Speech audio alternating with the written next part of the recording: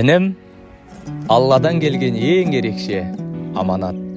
Мен оның күлкісіне қарап Аллахтың мейірімділігін көремін. Менің інім жүрегі таза, пейілі кең, ең мықты жаратылыс. Мен ініме қарап Аллахтың адамдарды қандай мейірімді қып жаратқанына шүкір етемін. Раббым менің інімді жүрегі кең, пейілі таза, көркем мінезді азаматтардың қатарынан ете көр. Бауыр керек адамға сырласатын, сыйласатын өзінше, үн қосатын, сынаққа да сенімен қатар тұрып, бағындырып белесті, қырдасатын. Бауыр деген бір әлем ауыл бөлек, бауырларсыз жүгіңде ауыр демек. Әр бауырдың амандығын тілейікші, себебі әр адамға бауыр керек.